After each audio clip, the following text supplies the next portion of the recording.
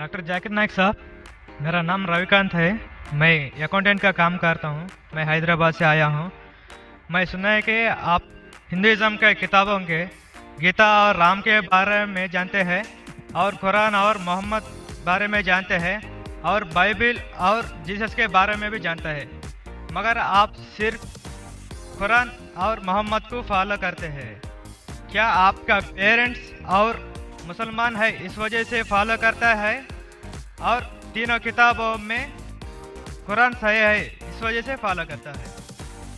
भाई साहब ने एक अच्छा सवाल पूछा है और कहा है कि अल्हम्दुलिल्लाह मैं इल्म रखता हूँ कुरान और हदीस के अलावा बाइबिल के बारे में, वेद के बारे में, गीता के बारे में, इस्लाम मज़हब के अलावा ईसाईयत मज़हब के बारे में, हिंदू मज़हब के बारे में।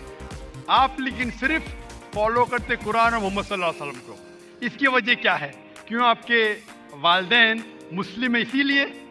सबसे पहली बात, मैं सिर्फ अल्लाह और मोहम्मद सल्लल्लाहु अलैहि वसल्लम ने फॉलो करता हूँ। मैं ईमान लाता हूँ अल्लाह के सारे पैगंबरों पे, सिर्फ मोहम्मद सल्लल्लाहु अलैहि वसल्लम पे नहीं, सारे पैगंबरों पे, आदम अलैहिस्सलाम से लेके इब्राहिम अलैहिस्सलाम, मूसा अलैहिस्सलाम, ईसा अलैहिस्सलाम, सारे पैगंबरों पे और मोहम्मद सल्लल्लाहु अलैहि वसल्लम पे, मैं सारे पैगंबरों पे ईमान लाता हूँ।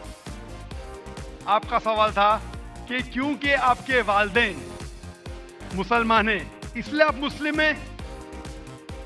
ये जवाब जब मैं 19 साल का था तब तक ये सही था।